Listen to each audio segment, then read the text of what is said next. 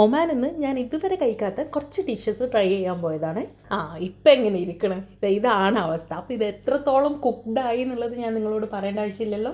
ഈ ഐറ്റംസ് ഒക്കെ കിട്ടുന്നത് ബർക്കയിലെ സലാർ റെസ്റ്റോറൻറ്റിലാണ്. ഈ ഐറ്റത്തിൻ്റെ പേരാണ് പാൽ പൊറോട്ട. ഇതിൻ്റെ പ്രസൻറ്റേഷൻ അടിപൊളിയല്ലേ? ആ ചട്ടിയുടെ അകത്തെ പൊറോട്ട ഇങ്ങനെ ലെയറാക്കി പാലൊക്കെ ഒഴിച്ച് ബീഫ് അല്ലെങ്കിൽ ചിക്കനൊക്കെ വെച്ച് ഫില്ല് ചെയ്തതാണ്. ഇതിൻ്റെ ടേസ്റ്റ് നോക്കാനായിട്ട് ഞാൻ ആ ചട്ടിയിലേക്ക് കൈ ഇട്ടതേ ഓർമ്മയുള്ളൂ. കൈ പൊള്ളി. അത് വെയിറ്റ് ചെയ്യാനുള്ള ക്ഷമ പോലും എനിക്കില്ലല്ലോ. പിന്നെ കുറച്ച് സമയം കഴിഞ്ഞ് ഞാൻ ടേസ്റ്റ് ചെയ്ത് നോക്കിയേ. എന്തായാലും ഉഷാറായിട്ടാണ് ഇത്. ഞാൻ ബീഫാന്നേ പറഞ്ഞത്. അപ്പോൾ ആ ഒരു പീസ് പൊറോട്ടയും ആ ബീഫിൻ്റെ മിക്സെല്ലാം കൂട്ടി കഴിക്കാൻ ഉഷാറാണ്. അടുത്ത ഡിഷ് എനിക്ക് പേഴ്സണലി ഭയങ്കരമായിട്ട് ഇഷ്ടപ്പെട്ടെ കോഴി നിറച്ചത്. ഇത് ഞാൻ പറയും നിങ്ങളവിടെ പോയാൽ മസ്റ്റായിട്ട് ട്രൈ ചെയ്യണമെന്ന്. അതിൻ്റെ ഉള്ളിലൊരു കോഴിമുട്ടയൊക്കെ ഫില്ല് ചെയ്തിട്ട് അതിൻ്റെ ഉള്ളിൽ ആ മസാല എനിക്ക് ഭയങ്കര ഇഷ്ടമായേ.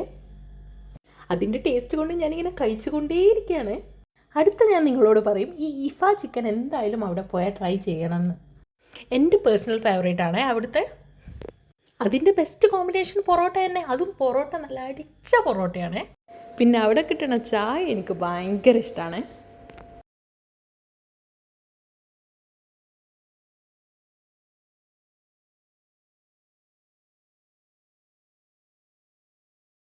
പിന്നെ ട്രൈ ആക്കി നോക്കിയത് അവിടുത്തെ പെരി പെരി അൽഫാം.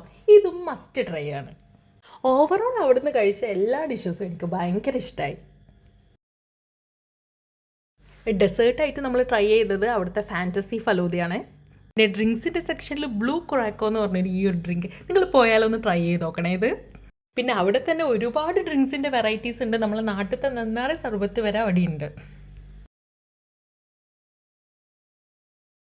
പിന്നെ അതുമാത്രമല്ല അവരൊരു പ്രീമിയം മെസ്സ് കൂടി സ്റ്റാർട്ട് ചെയ്യുന്നുണ്ട്. ഈ മെസ്സിൻ്റെ കൂടെ തന്നെ ഒരു ഹെൽത്തി ഫുഡൊക്കെ പ്രിഫർ ചെയ്യുന്നവർക്ക് ഒരു ഹെൽത്തി മീല് തന്നെ അവർ കൊടുക്കുന്നുണ്ട്.